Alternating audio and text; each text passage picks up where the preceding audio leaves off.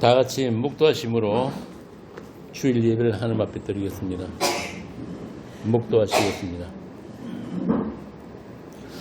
하나님이여 나를 판단하시되 경건하지 아니한 나라에 대하여 내 송사를 변호하시며 간사하고 불의한 자에게서 나를 건지소서. 주는 나의 힘이 되신 하나님이시거늘 어찌하여 나를 버리셨나이까. 내가 어찌하여 원수의 억압으로 말미암아 슬프게 다니나이까. 주의 빛과 주의 진리를 보내시어 나를 인도하시고 주의 거룩한 산과 주께서 계시는 곳에 이르게 하소서. 그런즉 내가 하나님의 제단에 나아가 나의 큰 기쁨의 하나님께 이르리이다. 하나님이여 나의 하나님이여 내가 수금으로 주를 찬양하리이다. 내 영혼아 내가 어찌하여 낙심하며 어찌하여 내 속에서 불안해하는가. 너는 하나님께 소망을 두라. 그가 나타나 도우심으로 말미암아 내 하나님을 여전히 찬송하리로다. 아버지 하나님, 불효와 부조리가 만연한 이 세상 속에서 하나님의 사람들이 주께 부르짖는 이 죄들의 기도를 주께서 들으신 줄 압니다. 그리하여서 우리가 낭망하고 답답하고 불안해하는 가운데서도 저희들이 소망이 하나님께 있음을 알게 하시고 그 하나님께 모든 것을 의탁하는 그 믿음을 저에게 더하여 주옵소서. 주 예수님 이름으로 기도합니다. 아멘. 캠프 3강입니다. 우리가 지난 시간에 사도가 말하는 환난과 위로에 대해서 살펴보았는데요. 이 시간에는 고린도후서 본문 8절부터 11절까지 함께 나누도록 하겠습니다. 먼저 8절부터 11절 함께 읽겠습니다. 고린도후서 1장 8절에서 11절입니다. 형제들아 우리가 아시아에서 당한 환난을 너희가 모르기를 원하지 아니하노니 힘에 겹도록 심한 고난을 당하여 살 소망까지 끊어지고 우리는 우리 자신이 사형선고를 받은 줄 알았으니 이는 우리로 자기를 의지하지 말고 오직 죽은 자를 다시 살리시는 하나님만 의지하게 하심이라. 그가 이같이 큰 사망에서 우리를 건지셨고 또 건지실 것이며 이후에도 건지시기를 그에게 바라노라. 너희도 우리를 위하여 간구함으로 도우라. 이는 우리가 많은 사람이 기도로 얻은 은사로 말미암아 많은 사람이 우리를 위하여 감사하게 하려 함이라. 아멘. 여기 보면은 사도 자신이 사형 선고를 받은 줄 알았다고 합니다. 이제 내 인생 끝났다는 거죠. 그렇게 하나님이 손길에 의해서 철저하게 자기 부정의 작업이 지금 사도에게 실행되고 있는 거예요. 자, 그러면 이런 말씀을 읽으면서 아이고 우리 바울 사도 고생 많이 했네. 그렇게 옛날 이야기로 끝나는 게 아니란 말입니다. 이 말씀은 이 편지를 읽는 당신들도 하나님의 사람들이라면 똑같은 현실을 살아내야 한다. 그런 뜻입니다. 여러분 각자가 세상 속에서 붙들고 있는 그 생존의 끈앞을 세상 줄을 주께서 다 끊어버리셨다는 말이에요. 그게 사형선고입니다. 각자가 움켜쥐고 있는 것들 있잖아요. 이것만은 안 돼. 이것만은 빼앗길 수 없어 하는 것까지 주님에 의해서 차압당해 버리는 것을 사도가 말하는 사형선고인 것입니다. 11장에 나오는 사도의 말처럼 강의 위험, 강도의 위험, 동족의 위험, 이방인의 위험, 광야의 위험 그런 것만 아니라 현대를 살아가는 여러분에게도 사형 선고와 같은 세상과의 단절이 발생할 수가 있는 것입니다. 앞서 말한 모든 환난이에요. 그러나 그런 환난, 세상에 대해 죽은 자같이 되는 것들이 우발적으로거나 우연히 생긴다거나 나에게 원인이 있는 것이 아니라 하나님의 친절하신 배려이며 작업이라는 것이 사도의 진술이란 말입니다. 성도에게 일어나는 모든 일은 우발적인 게 아무것도 없어요. 모든 이유와 모든 원인과 결과가 나에게 있는 게 아니란 말입니다. 9절 이는 우리로 자기를 의지하지 말고 이게 무슨 말이냐면은 우리 자신에게는 하나님께 나아갈 수 있는 어떤 가능성도 없다. 너희들이 복음 전하고 전도하고 교회 잘 섬기하는 이런 것까지도 나의 실정이나 공로로 쌓을 수가 없다는 것을 확인시켜주는 작업이란 말입니다.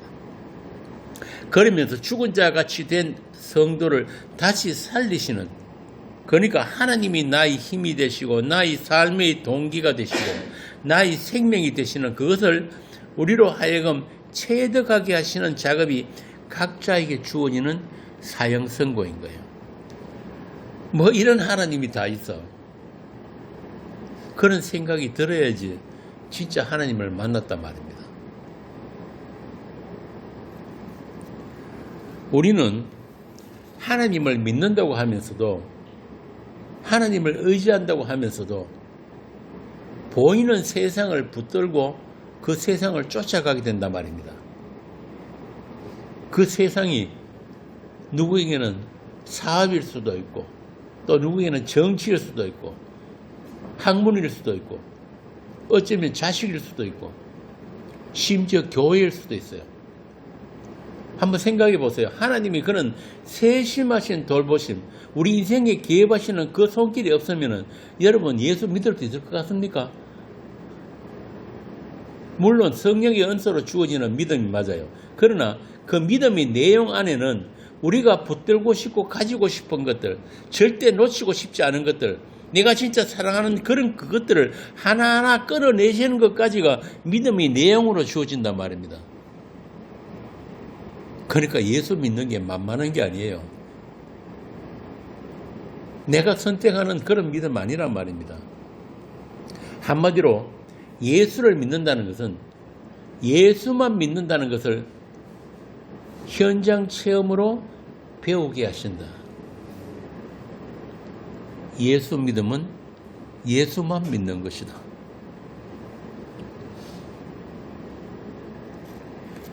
그래서 그게 우리에게는 환난으로 느껴지고 또 사형 선고로 느껴지는 것입니다. 김 권사님, 권사님한테 지금 가장 귀한 게 뭐예요? 가장 소중한 게 뭡니까? 돈, 자식, 손자.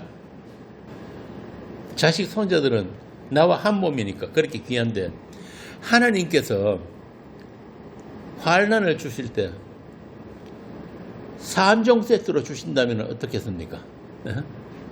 평소에 항상 자식 걱정인데 그 자식이 사업 다 망해버리고 마누라하고 이혼하고 손자들은 다 뺏기고, 요게 3종 세트거든 요새.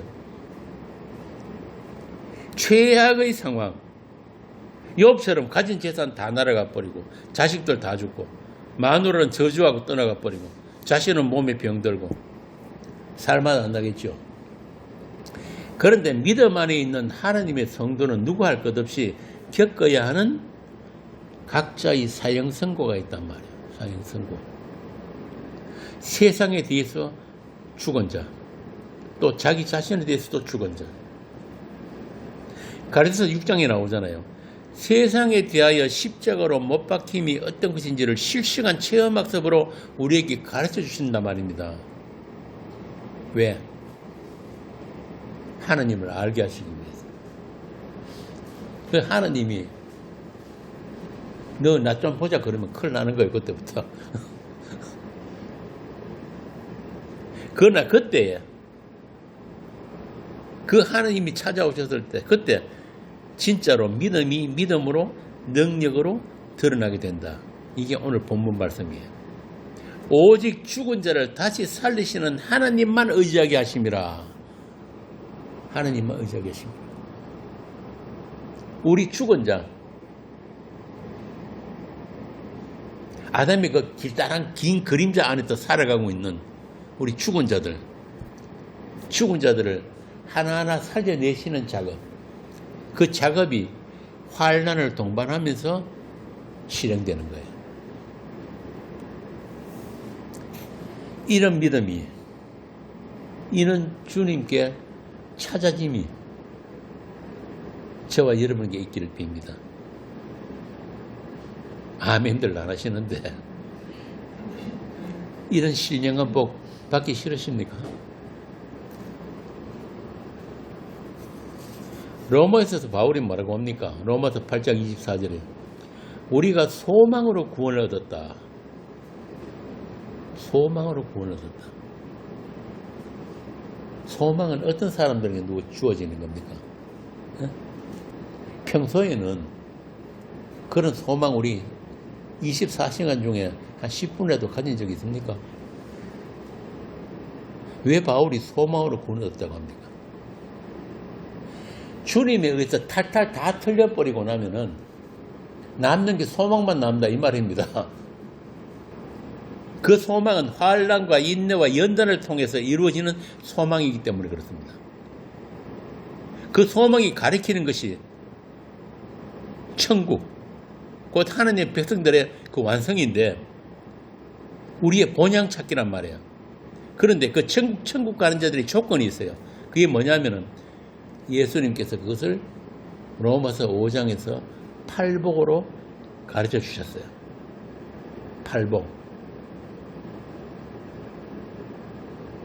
그 팔복이 이루어진 자들만 천국 간단 말이에요.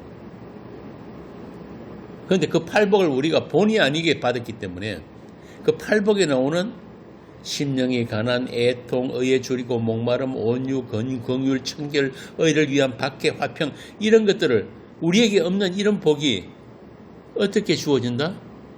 환난 가운데서 주어진다. 환난 가운데 주어진다. 쉽게 말해서 우리에게는 낯설고 원치 않는 복들이기 때문에 하나하나가 그 복들이 환난으로 느껴진다 이 말입니다. 그러나 하나님은 절대 자기 사람들을 향한 자신의 계획을 포기하지 않으십니다.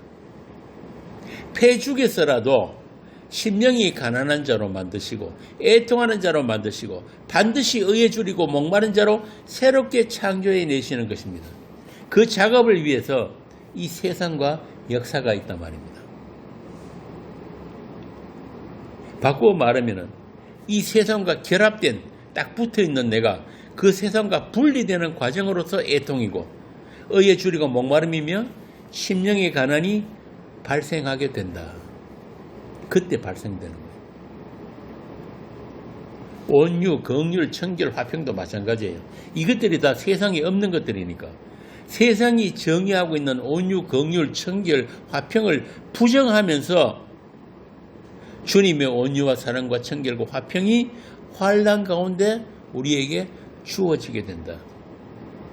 그렇게 성도의 마음에 세상에 없는 소망이 채워져 가게 되는 것입니다. 그런 것들을 통해서. 흔히 세상 사람들처럼 인생살이 힘들고 고생스러우니까 빨리 죽어야지. 이 더러운 세상 언제 끝나나. 1등만 기억하는 더러운 세상. 그런 거 아니란 말입니다. 우리 안에 심어놓으신 그 씨, 약속이라고 하는 그 씨가 자라나고 생육할 수 있는 자양분으로 주어지는 환난이고 세상에 대한 단절 못 박힘이에요. 그래서 바울은 갈라디아서에서 우리 주 예수 그리스도의 십자가 외에는 결코 자랑할 것이 없다고 하면서 그러므로 말미암아 세상이 나를 대하여 십자가에 못 박혔다. 내가 또한 세상에 대하여 그러하다. 이런 세상과의 분리, 단절, 그 중심에는 십자가가 있는 거예요. 십자가. 그 언약의 죽음이 하나님이 자기 사람들에게 날마다 작동하고 있기 때문에 세상과의 분리, 구별됨이라고 하는 거룩이 하나님의 성도들에게 입혀지게 되는 것입니다. 여러분들 자신들 한번 생각해 보세요.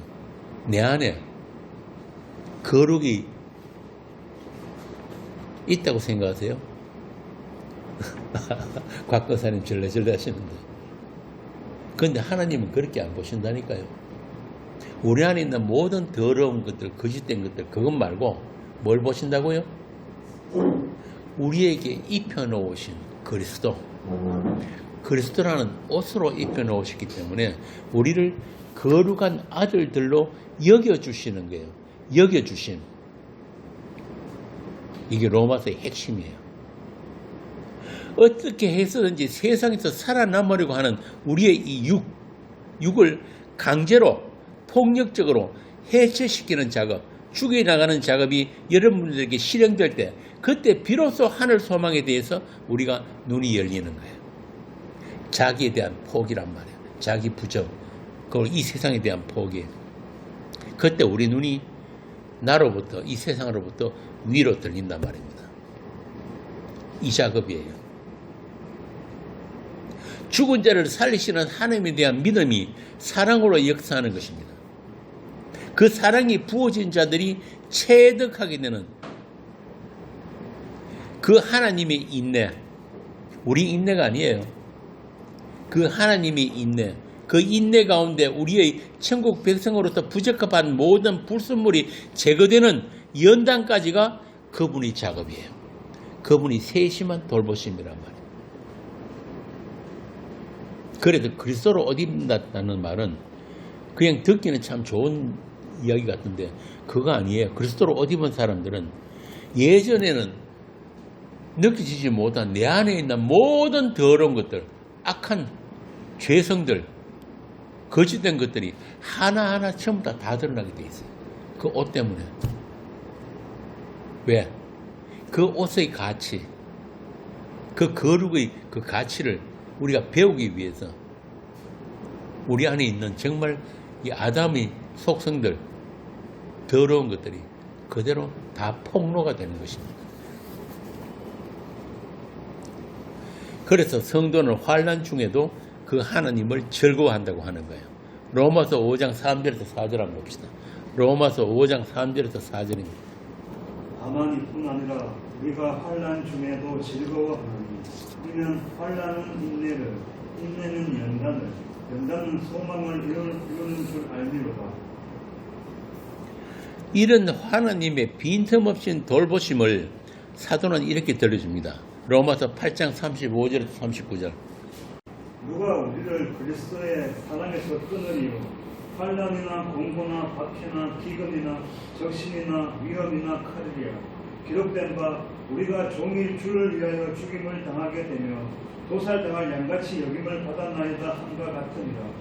그러나 이 모든 일에 우리를 사랑하시는 이로 말미암아 우리가 넉넉히 이기느니라. 내가 확신하노니 사망이나 생명이나 천사들이나 권세자들이나 현재일이나 장래일이나 높급 능력이나 높음이나 깊음이나 다른 어떤 피조물이라도 우리를 우리 주 그리스도 예수 안에 있는 하나님의 사랑에서 끊을 수 없으리라.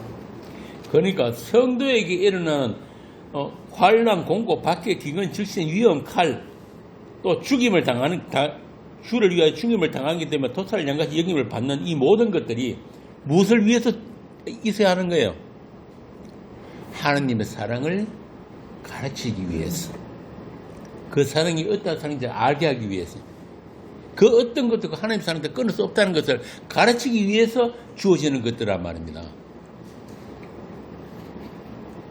그러니까 너희들에게 이런 고난, 환난이 닥치더라도 절대 주저앉거나 스스로 자포가지 말라. 37절에도 뭐라고 하셨습니까? 우리가 이 모든 일에 넉넉히 이기는데 그 이김이 우리 결단이나 의지, 인내, 노력이 아니고 우리를 사랑하시는 이로 말미암아 우리가 넉넉히 이긴다. 이거예요. 우리가 이기는 거 아니란 말입니다. 이미 주께서 다 이겨놓으신 것들이에요.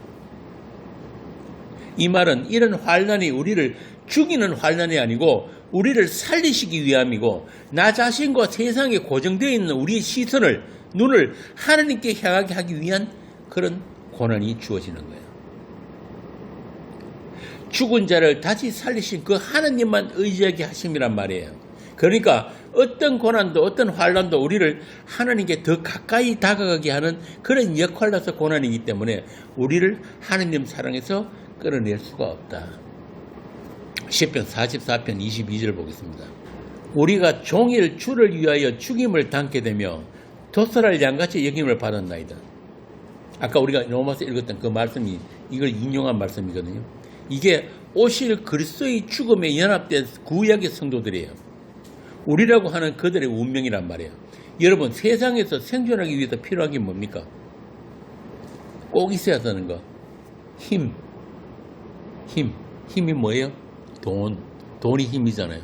돈, 권력, 이 모든 것들, 그 힘이거든요. 그리고 두 번째, 건강. 돈이라고는 힘과 권력이라는 힘, 그리고 정신과 육체의 건강 하나 더 보태면 아담의 자존심. 세상을 살만한 가치가 있음을 확인할 수 있는 그런 나. 그런데 말입니다. 하나님은 이렇게 말씀하세요. 히브리서 13장 5절. 돈을 사랑치 말고 있는 바를 족한 줄로 알아. 여러분, 현대인들에게 돈을 사랑하지 않고 돈을 섬기지 말라는 말은 한마디로 뭡니까? 생존 포기하라는 말이에요. 생존 포기하라. 이 교회 다니는 사람들 보면은 예수 믿는다 그러면서 항상 비상구 하나는 만들어 놓잖아요. 예수 믿는 사람들이 보면은, 교회 안에 보면은 꼭 그런 사람들이 있어요. 보험하는 분들. 특히 큰 교회, 성당이나 큰 교회 보면은 보험 다단계 있는 사람들이 있거든요. 여러분, 예수를 믿는다는 말은 사후가 보장이 된 거예요. 그런데 노후 보장이 걱정이 돼가지고 처음 다 보험도 들고 또 무슨 사고 날까봐 그렇게 하잖아요. 그렇게 전부 다 비상구 하나씩은 다 만들어 놓고 있다고. 그런데 주님이 사랑하시는 사람들은 그것마저도 전부 다 부숴버려요. 그렇게 주님은 돈을 사랑하지 말라고 하시면서 내가 과연 너희를 버리지 아니하고 너희를 떠나지 않으리라 하셨느라고 하신단 말이에요. 또 다른 곳에서는 돈을 사랑하는 게 일만하게 뿌리라고 하십니다. 디모데 6장 10절. 하나님은 세상을 살고 있는 우리에게 도와주지는 못할 망정 마치 빨리 망하라고 채축하는 말씀을 하시는 것 같아요. 그렇죠? 저 조용기처럼 예수 믿으면 삼중 축복받고 고지에서 올라가가지고 떵떵거리고 잘 살 수 있다. 그러면 얼마나 좋습니까? 그런데 하나님의 관심은 우리가 세상에서 잘 되고 세상 행복한 인생 사는 것, 그렇게 도와주시는 하나님 아니란 말이에요. 그럼 뭐냐? 하나님이 원하시는 건 딱 하나예요. 하나님은 우리에게 뭘 원하십니까? 우리에게 뭘 주시기 원한다? 생명이란 말이에요. 생명. 이 말은 바꾸어 말하면은 우리에게는 생명이 있다 없다? 우리가 숨 쉬고 먹고 움직이고 하는 거, 이 모든 것들은 목숨이에요. 목숨. 생명 아니다 이 말입니다. 우리 목숨이 아니라, 우리 생존이 아니라 영생 주시기를 원하는 하나님. 영생. 그래서 고로새서에 보면은 이렇게 말씀을 합니다. 고로새서 3장 1절에서 4절 한번 봅시다. 고로새서 3장 1절에서 4절. 그러므로 너희가 그리스도와 함께 다시 살리심을 받았으면 위의 것을 찾으라. 거기는 그리스도께서 하나님 우편에 앉아 계시느니라. 위의 것을 생각하고 땅의 것을 생각하지 말라. 이는 너희가 죽었고 너희 생명이 그리스도와 함께 하나님 안에 감추어졌음이라. 우리 생명이신 그리스도께서 나타나실 그때에 너희도 그와 함께 영광 중에 나타나리라. 니들이 그렇게 살리려고 하는, 튼튼하게 하려고 하는 그 목숨, 그거 생명 아니라는 겁니다. 그 목숨, 그거는 죽은 목숨이라는 거예요. 너희는 죽었고, 이게 하나님 보시는, 우리를 보시는 하나님의 시각에 너희는 죽었고, 그 다음에 뭐예요? 너희 생명이 그리스도와 함께 어디에? 하나님 안에 감추어져 있다. 놀랍지 않습니까? 하나님 안에 우리 생명이 감추어져 있다니까요. 그거 알라고 우리 목숨은 죽은 목숨으로 계속 폭로된단 말입니다. 그러니까 세상을 살아가는 너희들 그 목숨으로 생존에 집착하지 말라는 겁니다. 아담에게서 물려받은 그 목숨은 처음부터 죽은 목숨이니까 그 목숨 잘 유지해가지고 튼튼히 만들어서 천국 가는 거 아니라는 거예요. 너희들의 진짜 생명은 하나님 안에 잘 감춰져 있으니까 세상 사는 동안에 그 하나님 누구신지, 그 하나님 하신 일이 무엇인지 그거 잘 배우고 돌아가면 되는 거예요. 우리가 살 곳은 거기 있으니까.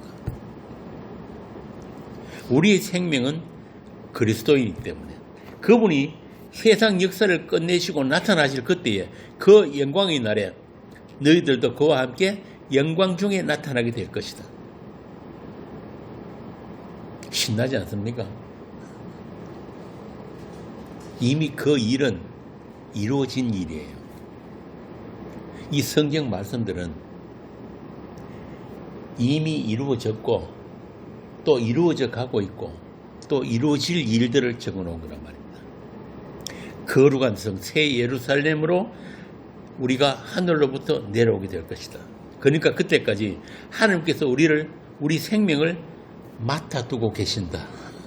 맡아두고 계신다. 그보다 더 안전한 게 없잖아요. 정말 이 놀랍고 기뻐하고 찬송하지 않을 수 없는 그런 말씀이에요. 할렐루야. 아멘 안 합니까? 자, 이제 왜 우리가 세상에서는 사형선고를 받은 자처럼 살 수밖에 없는지 아시겠죠? 우리는 이미 산 자들이기 때문에 우리 생명은 하나님 안에 그렇게 감춰져 있기 때문에 우리 이 목숨이 생명 아닌 줄 알라고 그렇게 사형선고 받은 자처럼 우리를 끌고 가신단 말입니다. 그렇다고 해가지고 날마다 그런 것도 아니에요. 그래도 가끔은 숨 쉴 틈을 주신단 말이에요. 숨 쉴 틈을. 베드로전서 1장 5절입니다. 너희가 말세에 종말에, 여기서 종말이라는 말은 언제가 종말이에요? 예수님 오신 그때로부터 종말이거든요. 종말에 나타내기로 예비하신 구원을 얻기 위하여 믿음으로 말미암아 믿음 안에서 하나님의 능력으로 보호하심을 입었다. 보호하심을 입었다.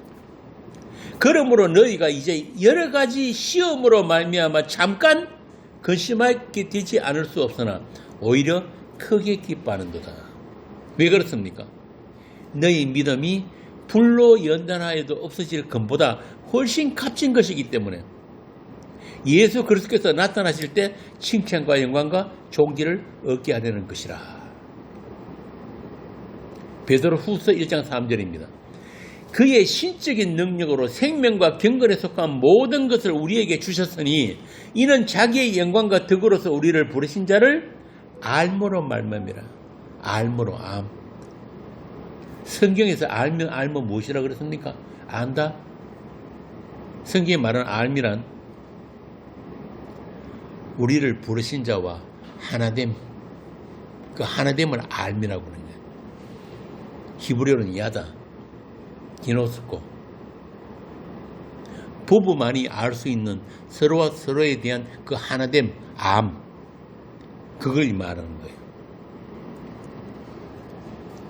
그러니까 그분의 것이 우리 것이 되는 그런 암이에요.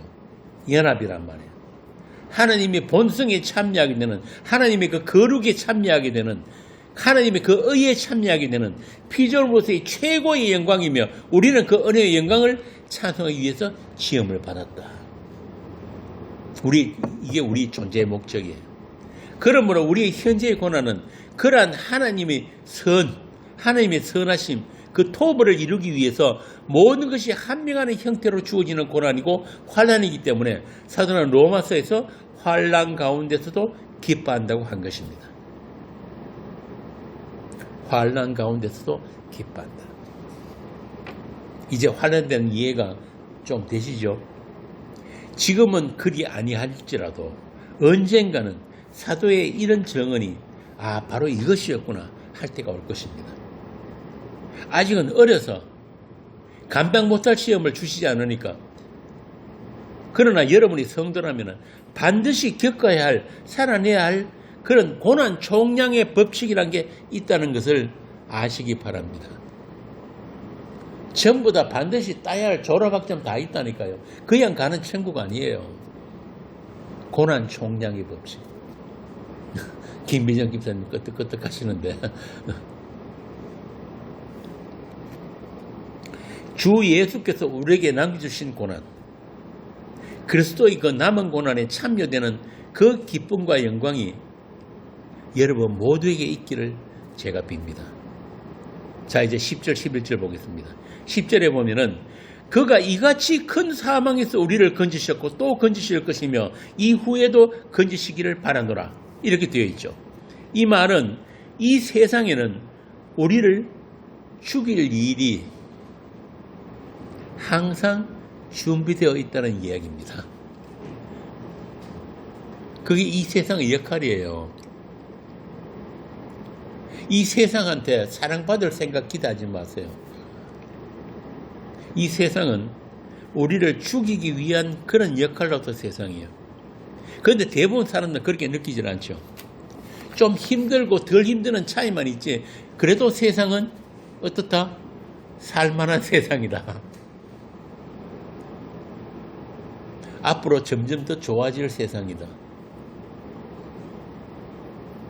그 일에 우리 교회가 나서야 한다. 오늘 전부 다 그렇게 가르치거든요. 근데 성경은 그 반대란 말이에요.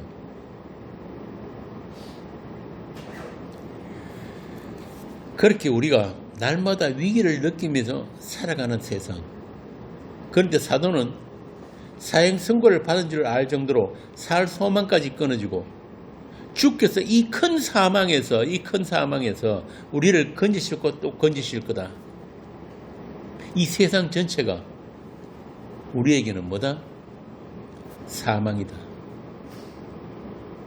심지어 고린도서 4장에는 하나님께서 우리를 죽이기로 작정한 자처럼 미말해 두셨다. 죽이기로 작정한 자처럼 그렇게 저 제일 끄트머리에 끌려가게 하셨다. 천사와 사람에게 구경거리가 되도록 내어버려 두신 것 같다. 이렇게 보면 고린도서 1장하고 고린도서 4장이 말이 잘 안 맞는 것 같은데, 한쪽에서는 우리를 큰 사망 가운데서 계속 건지실 거라고 하잖아요. 그런데 고린도서 4장에서는 하나님께서 우리를 죽이기로 작정한 자처럼 내어버려 두셨다는 거예요.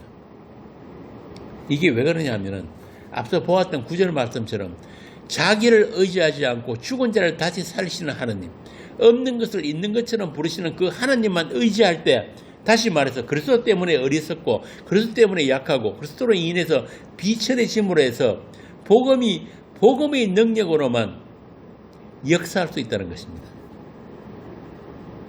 그러니까 하나님이 손길이 그 역사하는 것을 우리로 하여금 보게 하시는 그 일을 위해서 마치 우리를 내어버려 두신 것처럼 그렇게 보여질 때가 있다. 그러니까 이 복음을 전한다는 것은 사람의 지식이나 결단이나 능력이 아니라는 면에서 하나님께서 마치 우리를 죽이기로 작정한 것처럼 구경거리처럼 내어버려 두시기도 한다. 그러니까 그런 바울을 보고 예수 믿을 사람 하나도 없게 하셨다. 이 참 재밌는 거예요. 한번 생각해 보세요. 바울이 맨날 하는 바울 형편을 보자면은 만날 도망 다니고 광주리 타고 도망가고 얻어 터지고 매 맞고 배고프고 헐벗고 사람들한테 업신 여기고 여긴 당하고 그런 바울을 보고 예수 믿을 사람이 있겠습니까? 그러니까 믿음이란 사람한테서 나는 것도 아니고 사람한테서 배우는 것도 아니라는 것을 시범 케이스로 바울을 지금 그렇게 몰아가고 있다는 거예요. 그런데 오늘날 세상 교회는 어떻습니까? 특히 큰 교회 목사 뽑을 때 어떻게 뽑습니까? 너 학위 몇 개 있어? 너 어디서 신학 박사 받았어? 너 설교 잘해? 바울은 이 말을 너무 못해가지고 자기 스스로 하잖아. 나는 말에는 조라나.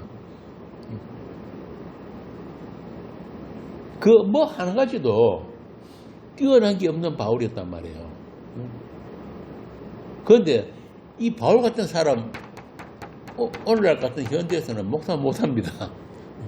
아예 목사 뽑히지도 않아요. 허우대 멀쩡하고 인물 좋고 말 잘하고 학벌 있고 이래야 된단 말이에요. 그런데 하나님은 그런 사람 안 쓰세요. 왜? 오직 믿음으로만, 복음의 능력으로만 구원이 된다는 것을, 그걸 보여주기 위해서 일부러 하나님의 사도를, 하나님의 사람을 그런 저 미말에 마치 폐잔병들, 포로로 끌려가는 폐잔병들처럼 그렇게 만들어버리는 거예요. 그래서 바울이 그러잖아요. 내가 세상의 찢기같이 되었다. 찢기가 뭡니까? 쓰레기.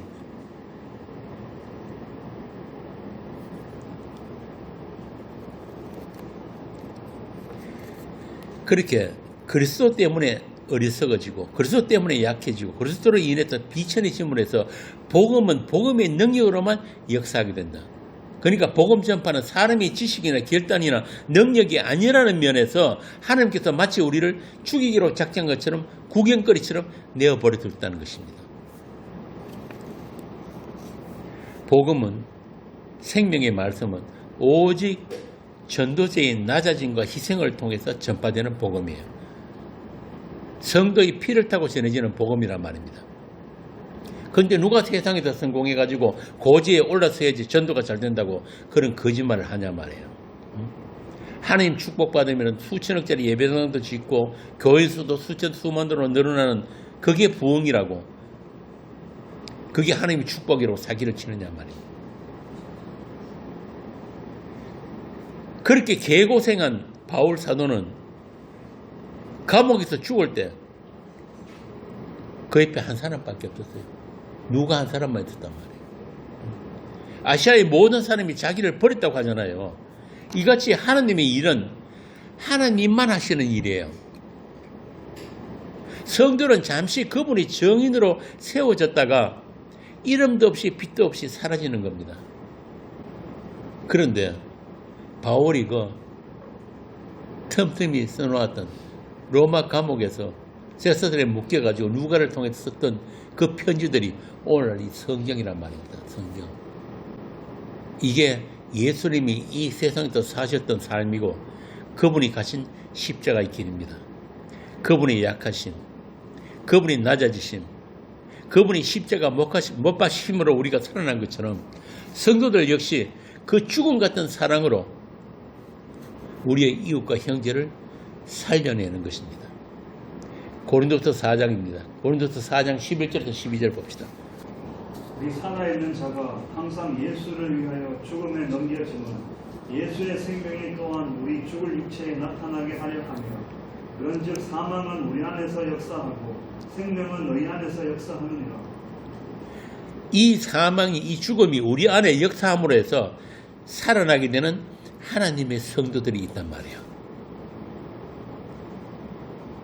이게 복음이 전파되는 방식이에요. 복음의 능력. 그래서 우리는 그 죽음을 함께 짊어진다. 이게 산자들의 이 세상 속 죽음이란 말입니다. 그래서 이 세상을 성도의 무덤이라고 하는 거예요. 이 세상을 성도의 무덤이라고 합니다. 10절에서 말하는 반복되는 그 죽음이 바로 생명의 역사를 위해서 성도가 짊어져야 하는 죽음이고, 그런 죽음을 짊어질 때 예수의 생명도 나타나게 된다. 그 일을 위해 하나님께서 우리를 죽음과 생명을 함께 살아내게 하신다는 게 바로 이 10절 말씀이에요. 그로 인해서 사도는 너희의 간구가 필요하다.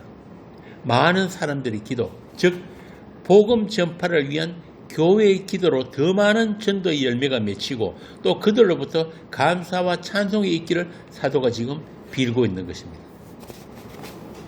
요즘 보면 참 이상한 풍조가 있는데,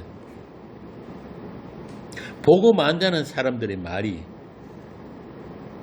기도할 게 없대요. 여러분들 그런 생각 드십니까? 복음 말고 나니까 기도할 게 없다. 정말 그렇습니까? 주님은 우리 보고 쉬지 말고 기도하라고 하시잖아요. 그럼 주님이 말씀하신 기도와 내가 하는 기도가 다르다는 뜻입니까? 우리가 성령을 받았다는 말은 주님과 같은 것을 보고 같은 것을 느끼고 같은 것을 바라는 것을 성령 받았다고 하는 거예요. 그러니까 주님이 원하시는 것이 우리의 원함이 되기 때문에 그분이 지금도 쉬지 않고 주님이 일을 하시는 것처럼 우리도 주님이 동력자로서 주의 일을 위한 기도를 쉬지 않게 하게 된다. 고린도서 3장 9절에 보면 사도는 우리가 하나님의 동력자요 너희는 하나님의 밭이요 하나님의 집이라고 한단 말입니다. 그 하나님의 밭에서 열매를 수확하는 일, 하나님의 집이 모퉁이돌 예수 안에서 서로 연결해서 지어지는 그 일에 우리가 동력자로 부르심을 받았기 때문에 우리 자신부터 하나님의 능력과 영광이 나타나기를 무시로 수시로 기도해야 한다. 쉬지 말고 기도해야 한다. 왜? 우리 안에는 그런 능력이 없기 때문에, 그런 믿음도 없기 때문에. 저는 아무 능력 없고 열심도 없으니까 제가 거룩하고 흠이 없는 하나님의 집으로, 하나님의 성전으로 지어질 수 있도록 하나님께서 저를 지켜주시고 따듬어 주시고 자라날 수 있도록 믿음을 더하여 주세요. 성령으로 충만케 하여 주세요. 라고 기도해야 되는 거예요. 그러니까 기도할 게 없다는 말은 그 전까지 무슨 기도를 했다는 거예요? 하나님 이것도 주시옵소서, 이것도 주시옵소서. 근데 보고만 알고 십자가 이야기 듣고 보니까 이거 뭐 좀 잘못된 것 같거든. 그러니까 기도할 거 없다는 거예요. 그거 아니에요. 기도할 거 수시로 매일같이 쉬지 않고 기도해야 할 일이 얼마나 많은데요. 그리고 하나님은 여러분들이 기도 잘못했다고 그거 안 따지십니다. 아예 우리한테 기대 자체를 안 하세요. 하나님은 지금도 빈틈없이 자기 일을 홀로 하고 계신단 말입니다. 하나님의 관심은 삐까뻔쩍한 그런 예배당도 아니고 장로 대통령도 아니고 수십만 되는 교인들도 아니에요. 바로 그리스도 안에 있는 여러분 한 사람 한 사람이란 말입니다. 여러분 한 사람 한 사람이 그 진짜 하나님을 알기를 원하시는 거예요. 그렇게 하나님과 하나님이 보내신 자 예수를 올바르게 알아가는 여러분 한 사람을 위해서 지금도 하나님은 이 세상 역사를 진행하고 계시는 거예요. 이 세상과 역사는 무대. 그렇게 내 이름 아닌, 내 소원이 아닌 예수 이름 앞에 무릎을 꿇고 내 소원이 아닌 하나님의 소원이 이루어지기를 기도하시란 말입니다. 그러기 위해서는 하나님의 뜻이 무엇인지, 또 그 하나님이 어떤 분이신지, 그 하나님이 원하시는 것이 무엇인지, 또 그 하나님 지금 하고 계신 그 일이 무엇인지 그것부터 먼저 알아야 되는 거예요. 그 하나님과의 사귐. 예수님이 그 기도 가르치셨잖아요. 뜻이 하늘에서 이룬 것 같이 땅에서도 이루어지게 해주세요. 그런 간구들이, 그런 기도가 향기로운 향처럼 피어 올라가가지고 하늘에서 이른 비 늦은 비가 이 땅에 내려오게 되는 거예요. 그래서 많은 열매가 이 척박한 땅에, 이 돌짝밭에, 이 가시떨기 밭에서도 말씀의 역사로, 그 시의 역사로 많은 열매가 맺어지게 될 것입니다. 이게 11절 말씀입니다. 1강은 여기까지 하고 2강에 다시 계속하겠습니다. 교회 다니는 사람들 치고 하나님의 주권을 인정하지 않는 사람은 없을 것입니다. 기도를 해도 찬송을 해도 주의 뜻이 이루어지게 해달라고 하죠. 내 주의 뜻대로 행하시옵소서. 이 세상 고락간 주인도 하시고, 찬송가 가서도 그렇잖아요. 그런데 말입니다. 내게 어려운 일이 닥치거나 몸에 중병이 들거나 감당 못할 고난이 닥치면은 하나님께 원망을 하게 되죠. 하나님 대체 내게 왜 이러시는데요? 다른 사람들 다 잘 사는데 왜 나만 이런 일을 겪어야 합니까? 그렇게 하나님께 대드는 게 우리란 말이에요. 이게 뭐냐면은 하나님도 섬기고 자기도 섬기는 우리 죄인들입니다.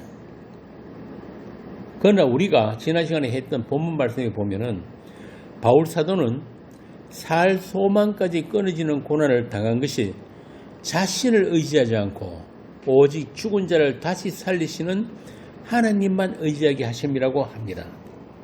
이 말은 살든지 죽든지 자신은 하나님께 소유된 하나님의 것이란 고백이고 찬송이에요.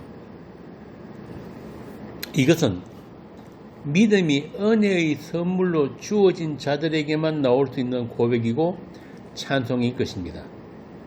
그들만 자신이 자기 인생의 주인이 아닌 것을 알게 된 거예요. 나에게 주가 계시다는 그 사실. 무엇이든지 선택이나 결정권이 자신에게 있지 않음을 주께서 일으키시는 모든 사건들을 통해서 마침내 알게 된 것입니다.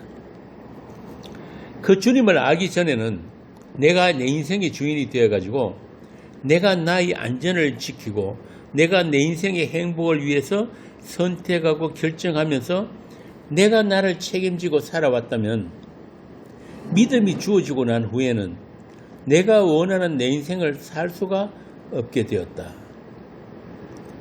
이게 참 중요한 건데요. 사람들이 예수 믿는다는 걸 아주 쉽게 생각을 하는데 예수를 믿는다는 말은 더 이상 나를 믿지 않는다는 말이에요. 예수만 믿는다는 말이에요.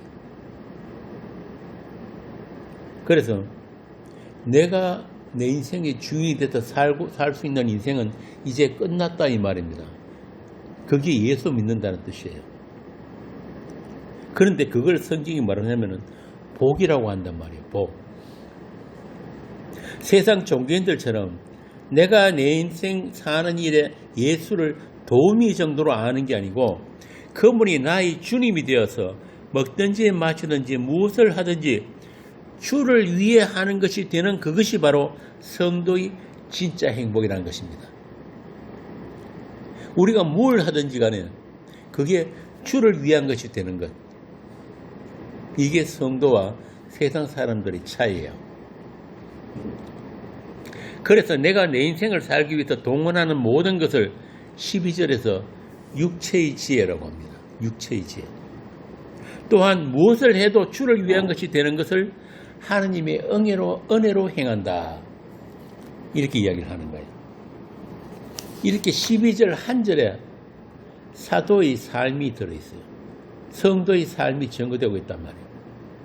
육체의 지혜로 하지 아니하고 그러니까 세상 정신, 세상 방식대로 너희들을 대하지 않고 하나님의 은혜로 행하는 것이 너희에 대한 우리의 자랑이다.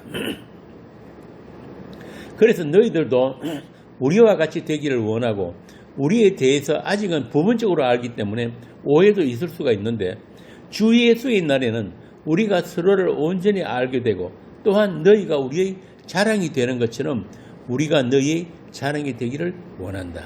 이게 사도의 고린도 교인들을 향한 진실된 마음인 것입니다. 또한 이것이 우리가 서로를 대하는 우리의 마음이 되어야 하는 거예요. 12절에서 사도는 하나님이 거룩과 진실함으로 그러니까 세상에는 없는 하나님의 거룩, 세상이 알 수도 없는 그 하나님의 거룩과 투명하고 숨김이 없는 성실한 마음으로 너희를 대해왔고 또 앞으로 그럴 것이다. 고린도후서 2장 17절 한번 봅시다. 우리는 수많은 사람들처럼 하나님의 말씀을 혼잡하게 하지 아니하고 곧 순전함으로 하나님께 받은 것 같이 하나님 앞에서 그리스도 안에서 말하노라. 이게 교회 안에서 우리가 서로를 대하는 그 마음이란 말이에요. 우리가 은혜로 행한다는 말은 이걸 이야기하는 거예요.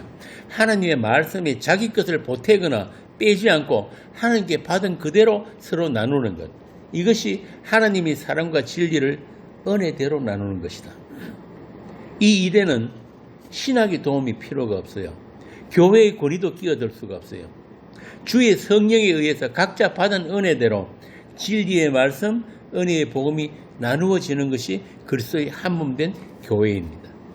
그리고 그들에게는 모든 것이 합리화해서 하나님의 선을 이루게 됩니다.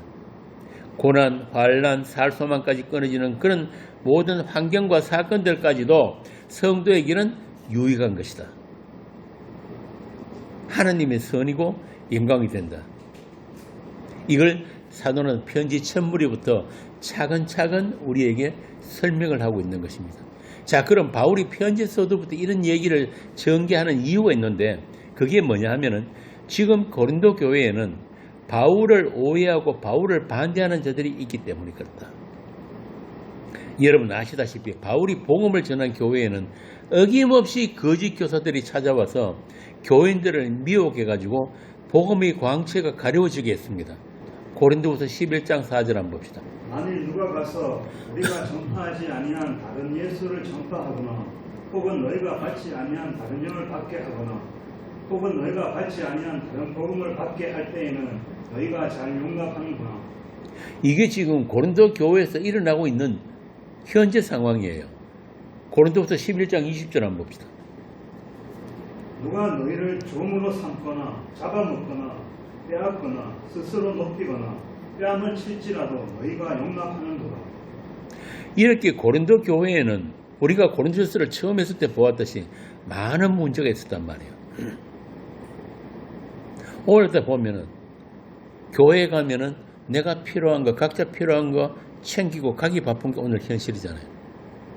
그러나 바울과 동일한 성령을 받았다면은 우리가 서로가 서로의 나눔이 되고 자랑이 되고 세워줌이 되어야 되는 거예요.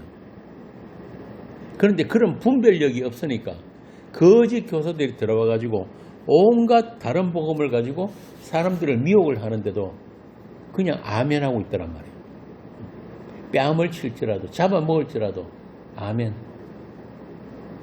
요즘 교회 가면은 목사가 기침만 해도 아멘 한다는데 그거 아니란 말입니다.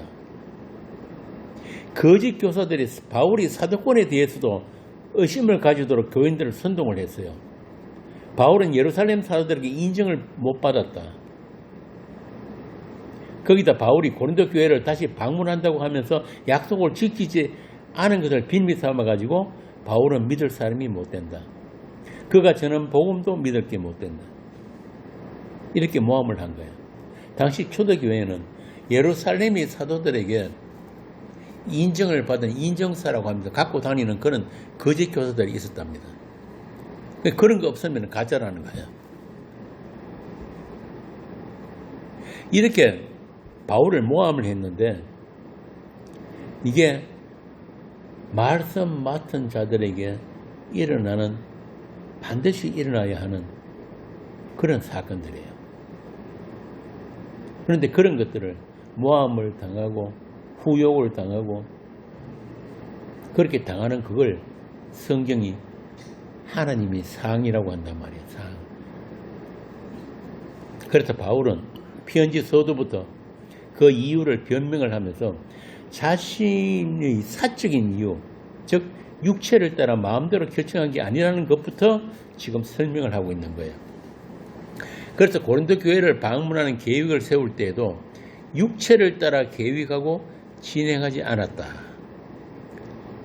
여기서 육체를 따라 계획한다는 말은 앞에 말씀드린 것처럼 바울 자신의 편리를 위한 것이 아니고 자신의 유불리를 따져서 결정하지 않고 오직 그리스도 안에서 예가 되는 모든 일로 인해서 결국은 하나님께 영광을 돌리게 되는 것이다.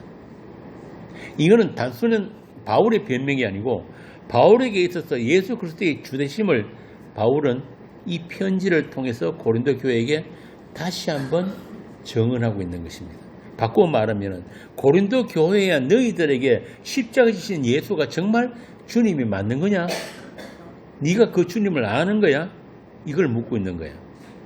오늘날 우리도 다르지 않습니다. 그리스도 안에서 예가 되는 것이 성도의 모든 행함인데 그래서 우리가 예수님을 주시라 하는데 실상은 주인된 우리가 편한 대로 예수를 부려먹고 있는 거 아닌지, 나와 나의 행위를 합리화하기 위해서 나의 존재 가치를 높이기 위해서 주의 이름을 오남용하고 있는 거 아닌지 우리는 수시로 자신을 돌아봐야 하는 것입니다.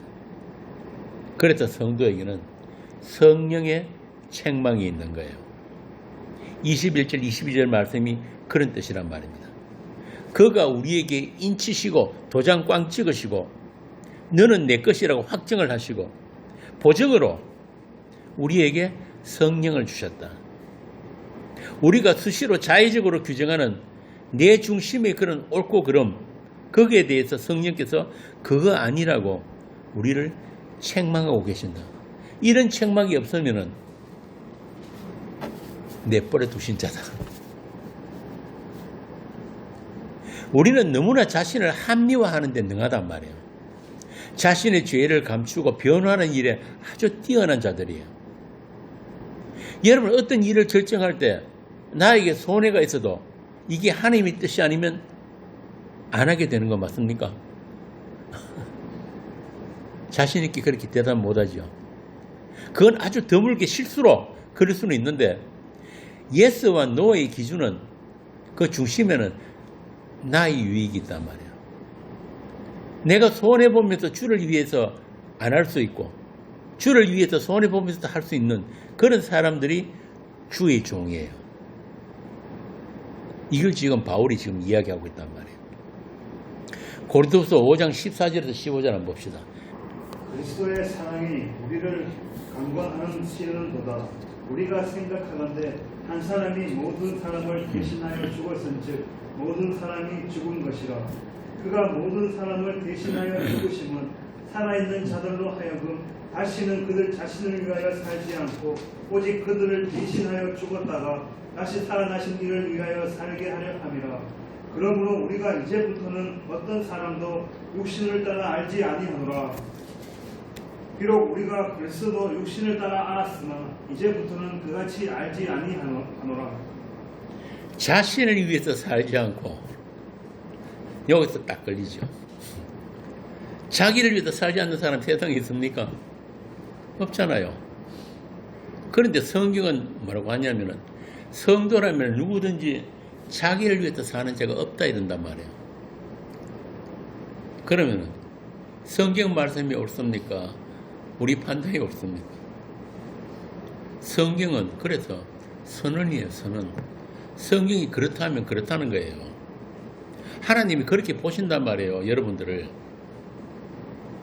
예수를 믿는다고 하면서도 하루의 대부분은 자신의 뜻과 결정에 따라 살아가는 게 우리의 일상이잖아요. 그런데 여기서 중요한 것은 하나님께서 그런 우리의 모든 일상, 모든 행위를 주를 위한 것으로 여겨주신다는 사실이에요. 여겨주신단 말이에요. 왜냐하면은 여러분은 세상으로부터 분리되어 가지고 세상의 옳고 그름, 선과 악에 구애되지 않고 그리스도 안이라고 하는 특별한 공간으로 이미 옮겨졌기 때문에 그렇습니다. 여러분은 이 세상의 시간과 공간에 구애되지 않는 그리스도 안이라는 특별한 영역 안으로 이미 옮겨진 사람들이에요. 결코 정죄함이 없는 그리스도 안, 어떤 죄도 없는, 어떤 허물도 없는, 모든 것이 온전한 그 그리스도 안에 있는 교회. 여러분이 어떤 잘못을 저질러도, 설사 간음을 하고 도둑질을 하고 살인을 한다고 해도 그리스도 안이라고 하는 하나님의 사랑에서 여러분을 끊어낼 수 있는 것은 아무것도 없단 말입니다. 믿으십니까? 하나님은 여러분이 어떤 죄도 죄로 보시지 않기로 작정하셨어요. 이게 로마서의 핵심이란 말이에요. 여러분 안에 있는 아들이 피만 보신단 말입니다. 그리스도로 옷을 입었기 때문에 여러분을 아들과 같은 아들들로 여겨주시는 것입니다. 그런 여러분에게 주시는 말씀이 좀 전에 읽은 고린도후서 5장 14절에서 15절이에요. 자신밖에 모르고 자기를 위해 살아도 주를 위한 인생으로 만들고 마시겠다는 선언이 그 말씀이에요. 로마서 14장 7절에서 9절 말씀도 마찬가지입니다. 한번 보고 갑시다. 로마서 14장 7절에서 9절. 성경이 어떻게 말씀하는지. 우리 중에 누구든지 자기를 위하여 사는 자가 없고. 잠깐만. 뭐라고 합니까 방금? 자기를 위해 사는 자가 없다고 그런단 말이에요. 계속. 자기를 위하여 죽는 자도 없도다. 우리가 살아도 주를 위하여 살고 죽어도 주를 위하여 죽나니 그러므로 사나 죽으나 우리가 주의 것이로다. 이를 위하여 그리스도께서 죽었다가 다시 살아나셨으니 곧 죽은 자와 산 자의 주가 되려 하심이라. 주 안에 있는 나란 말이야. 주 안에 있는 나. 이렇게 사도의 서신에 나오는 모든 하라와 하지 말아의 명령어들까지도 그거 지키면 구원받고 못 지키면 탈락한다. 그런 뜻이 아니란 말입니다. 하나님이 새 창조 안에 있는 자들, 그리스도의 한 몸 된 교회에게 주시는 말씀이기 때문에 하나님 내가 너희들을 이 말씀처럼 새롭게 하겠다는 하나님의 자기 맹세이고 선언이에요. 모든 성경 말씀을 그런 관점에서 읽어야 된단 말입니다. 이렇게 말해도 아닌데 나는 아닌 것 같은데 그런 사람들 있잖아요. 그거는 말씀을 믿지 않고 자기 행위를 믿는 거예요. 자기를 믿는 거란 말입니다. 주 예수를 바라보지 않고 자기 자신만 쳐다보니까 그런 거예요. 자기 자신이 기준이고 진리인 것입니다. 오늘 본문 18절에도 나오잖아요. 하나님은 어떻다고? 미쁘시니라. 하나님은 믿음이시란 말이에요. 우리 모두가 그 하나님이 믿음 안에 있다니까요. 우리는 본래 믿음 없잖아요. 그분이 작정하신 것은 그 자체로 완성이에요. 지금 내 꼬라지가 이렇게 엉망진창이지만은 묵시 안에는 그 하늘에는 하나님이 약속대로 거룩하고 흠이 없는 하나님의 자녀로 여러분이 다 완성되어 있다는 것을 믿으시기 바랍니다. 그래서 성도는 이 세상 역사와 그 묵시를 겹쳐서 살고 있는 사람들이에요. 그 묵시의 것들이 우리 안에 신노에 들어올 때만 우리가 잠시 우리 눈이 그 위로 들리는 거예요. 그래서 여러분들은 여러분 인생을 자기 마음대로 못 사는 거예요. 어떤 게 더 먼저예요, 정규씨? 묵시에 완성된 게 먼저잖아요. 그러니까 우리가 이 세상 속에서 어떻게 산다고 해가지고 그 묵시에 완성된 그것이 바뀌거나 변개되거나 취소되지 않는단 말입니다. 다만 하나님이 징계가 따를 뿐이에요. 누가 이길까요? 하나님이 당연히 이기죠. 폐죽에서라도 그 묵시에 완성된 아들들의 합당한 그런 아들들로 만들어 가시는 과정이 이 세상이고 인생살이고 또 모든 고난과 환란이란 말입니다. 그 보정으로 2000년 전에 예수님께서 이 땅을 다녀가셨어요. 그리고 이 땅에 언약의 피를 흘리셨단 말입니다. 십자가에서 내가 다 이뤘다 하신 그 다 이루심을 담고 오시는 성령이 여러분들 마음에 계신 거예요. 19절부터 22절까지 한번 봅시다. 우리 곧 나와 실로하노와 디모데로 말미암아 너희 가운데 전파된 하나님의 아들 예수 그리스도는 예하고 아니라 함이 되지 아니하셨으니 그에게는 예만 되었느니라. 하나님의 약속은 얼마든지 그리스도 안에서 예가 되니 그런즉 그로 말미암아 우리가 아멘하여 하나님께 영광을 돌리게 되느니라. 우리를 너희와 함께 그리스도 안에서 굳건하게 하시고 우리에게 기름을 부으신 이는 하나님이시니 그가 또한 우리에게 인치시고 보증으로 우리 마음에 성령을 주셨느니라. 분명하죠. 여러분이 그리스도 안에 있다면 하나님의 모든 약속이 이미 다 이루어진 거예요. 여러분 안에서. 여러분의 그 모든 행함, 모든 일상들이 다 그리스도 안에서 뭐가 된다? 예스가 된단 말이에요. 예스가. 사도가 자신을 변호하기 위해서 이런 말 하는 게 아니에요. 교회의 믿음과 거룩을 위해서 처음부터 그리스도 안에 있는 하나님의 은혜와 사랑을 확정시켜 주기 위해서 이 편지를 쓰고 있는 것입니다. 이 말씀들이 고린도 교회뿐 아니라 오늘 저와 여러분에게 주시는 말씀이라는 것을 잊어버리면 안 돼요. 우리와 상관없는 이야기가 아니란 말이에요. 바로 오늘 우리에게 주시는 말씀이에요. 주님의 사랑은 변할 수 없는 사랑입니다. 우리가 어떤 나쁜 짓을 하고 주를 배반하는 행동을 한다고 해도 그 사랑은 변하지 않습니다. 우리가 있기도 전에 창세 전에 확정한 사랑이기 때문에 그렇습니다. 우리는 주님을 붙들 수 있는 힘이 없어요. 조그만 어려운 일이 생겨도 놓치게 된단 말입니다. 그렇지만은 주께서는 우리를 붙들고 계신 그 손이 절대 우리를 놓치지 않는다. 이게 구원의 확신이에요. 구원의 확신은 우리가 우리 스스로 가질 수 있는 게 아니란 말이에요. 이 말씀이, 주가 계심이, 그분의 신실하심이 우리의 구원의 확신인 것입니다. 요한복음 13장 1절에서 예수님이 이같이 말씀을 하십니다. 6월절 전에 예수께서 자기가 세상을 떠나 아버지께로 돌아가실 때가 이런 줄 아시고 세상에 있는 자기 사람들을 사랑하시되 끝까지 사랑하시니라. 이게 우리 구원이에요. 이 사랑이란 말입니다. 끝까지의 사랑. 여러분은 이 끝까지 사랑 안에 있기 때문에 막 살아도 막 사는 게 아니에요. 막 살 수가 없다니까요. 복음 전하면 나타난 반응이 두 가지가 있어요. 첫째가 뭐냐면 그럼 아무것도 안 하면 되겠네. 또 한 가지는 막 살아도 되겠네. 여러분, 인간에게 제일 어려운 게 뭔지 아세요? 인간에게 있어서 제일 어려운 거 아무것도 안 하는 거예요. 가만히 있는 거. 어떤 인간도 가만히 있지 못한단 말이에요. 왜?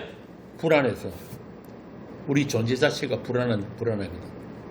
그래서 구약에서 하나님께서 이스라엘에게 그렇게 말씀하십니다. 잠잠하라. 가만히 있어라. 그런데 그게 안 되더란 말이에요. 이스라엘이 하나님께 협조하겠다고 얼마나 나댔습니까? 오늘 그 한국 교회들 같이. 아브라함부터 하나님의 약속을 이루어 보겠다고 한 짓이 뭡니까? 이스마엘 낳은 거잖아요.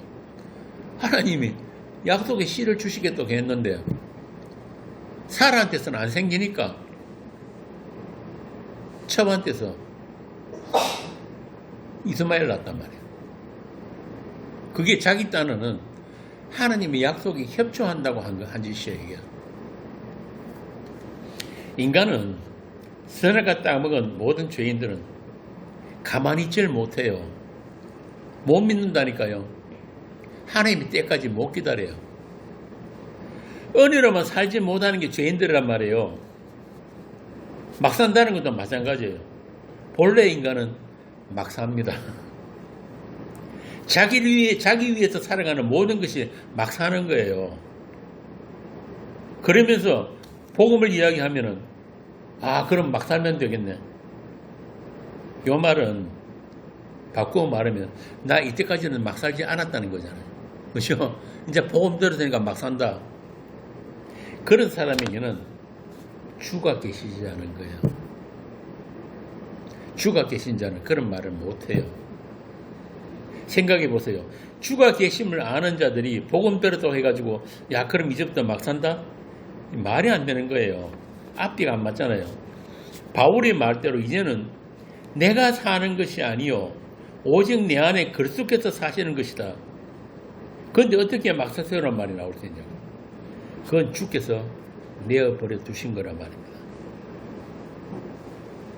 그런데 저 803 밑에 십자가 마을 그 사람들은 교주 말을 진리라고 믿어요. 막 사는 게 복음이다. 막 사는 건 맞아요. 그런데 복음은 막 사는 거 아니란 말입니다. 다시 말씀드리면 성도에게 있어서 어떤 행위도 하나님은 선과 악으로 나누어 가지고 정죄하지 않습니다. 그게 성도와 일반 사람들의 차이예요.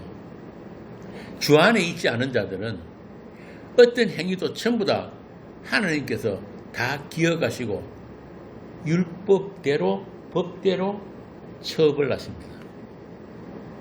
그런데 하나님의 사람들은 주 안에 있기 때문에, 그리스도 안에 있기 때문에 주님께서 율법의 모든 저주를 십자가에서 다 받아내심으로 해가지고 율법의 그 정서, 의문의 정서를 박박 도말해버렸단 말이에요. 찢어버렸단 말이에요. 이게 무슨 말이냐면은 창세기 3장에 나오는 그 여자의 후손께서 사단의 머리를 박살내버렸다. 십자가로 박살내버렸다. 이게 창세전 아버지와의 약속을 다 이루신 십자가입니다. 그러므로 여러분은 결코 정죄함이 없는 그리스도 안에 있는 거룩한 공예인 거예요. 묵시안에 완성되어 있는 그 거룩한 공예. 우리가 사도신경 할 때 하는 그 거룩한 교회. 그래서 여러분에게는 죄를 정할 수 있는 그 율법 자체가 적용이 안 돼요. 그게 그리스도 안에 있다는 뜻이에요.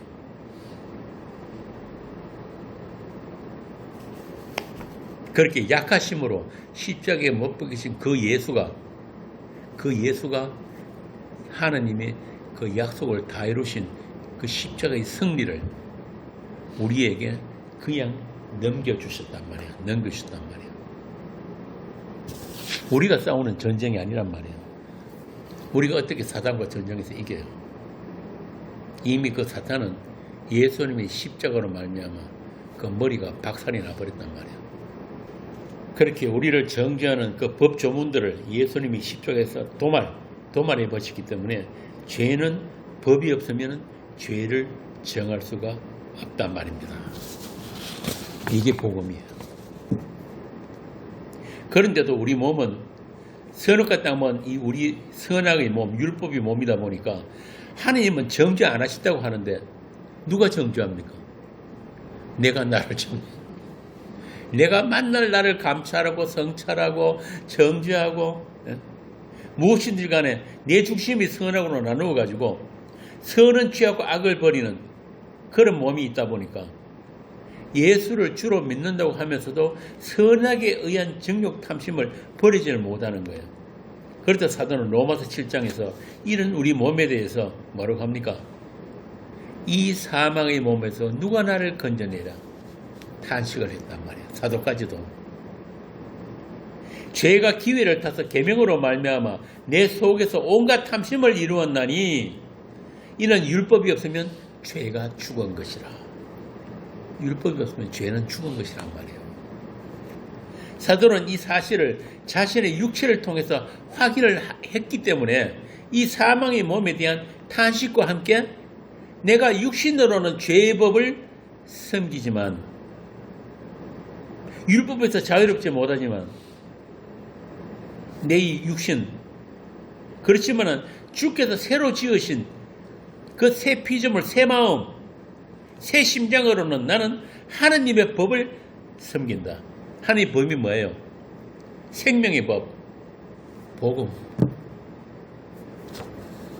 그러면서 로마서 8장 1절부터 사도의 찬송이 울려 퍼지는 거예요. 로마서 8장 1절에서 2절 한번 봅시다. 7절까지 그 탄식하던 그 사도 바울이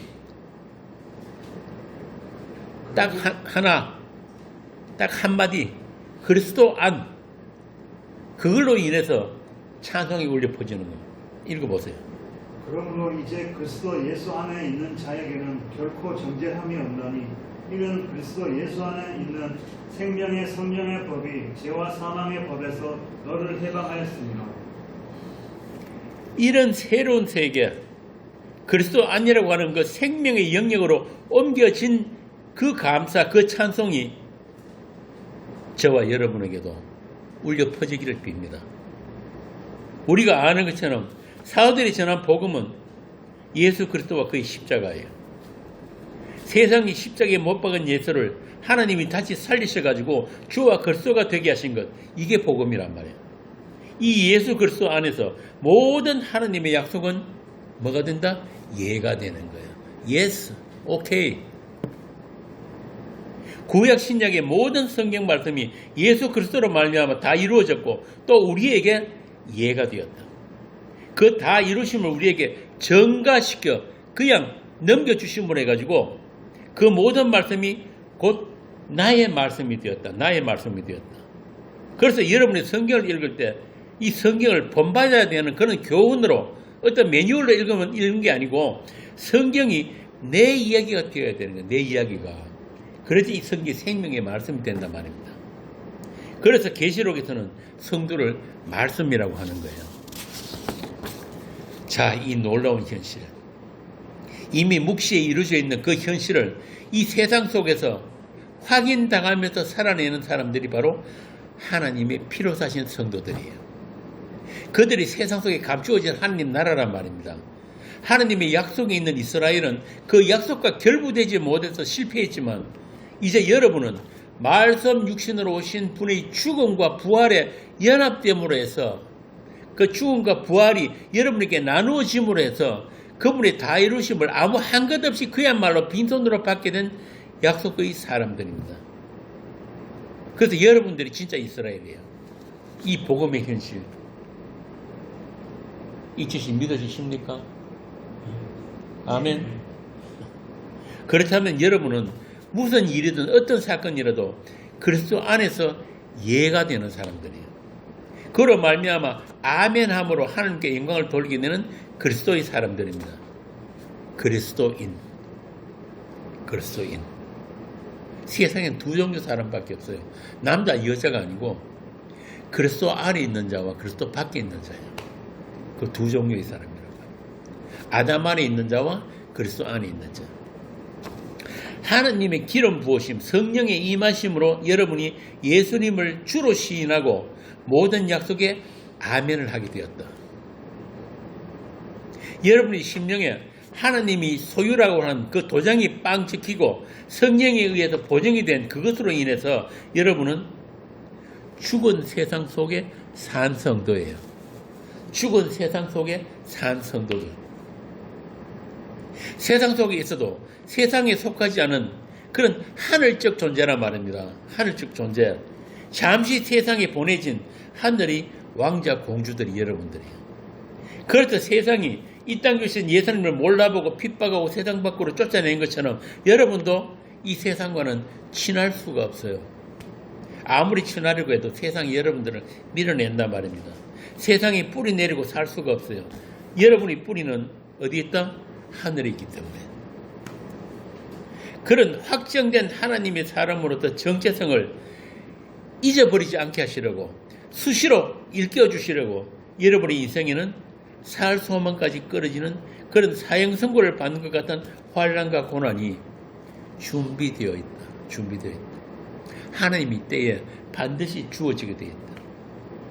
잠들지 말라고, 깨어있으라고. 그럴 때마다 우리는 잠시 잊고 있었던 그 하나님의 손길에 의해서 우리 정체성을 다시 확인하게 되는 것입니다. 우리를 사랑하시되 끝까지 사랑하시는 우리 하나님의 포기 없는 사랑, 그 참 끈질긴 사랑, 그 스토킹, 그 때문에 우리는 마침내 우리 두 손을 들고 그분의 이름 앞에서 찬송하게 될 것입니다. 아멘. 주여 오시옵소서. 성경이 그렇게 끝나는 것처럼 우리 인생도 그렇게 끝이 난단 말입니다. 기도하겠습니다. 하나님의 모든 약속이 그리스도 안에서 이해가 되는 이런 비밀한 하나님의 뜻과 경륜을 저희들에게는 열어 보여주시고 또 현실로 살게 하심을 알았습니다. 죽은 자를 살리시고 없는 것을 있는 것처럼 부르시는 하나님께서 주 예수를 통해서 모든 만물을 새롭게 하심을 우리가 믿사오니 그 주 예수의 그날까지 저희들을 그리스도 안에서 지켜주시고 말씀으로 동행하시며 믿음으로 띠띠워서 이 요동하는 세상을, 이 어둠의 세상을 가볍게 살아낼 수 있도록 도와주시옵소서. 이 말씀의 잔치에 불러주신 천국 가족들의 심령에 예수님의 십자가, 그 은혜의 복음이 잘 박힌 못처럼 깊이 박힐 수 있도록 성령께서 역사하여 주시옵소서. 모든 말씀을 주께 의탁하옵고 예수 그리스도의 이름으로 기도합니다. 아멘.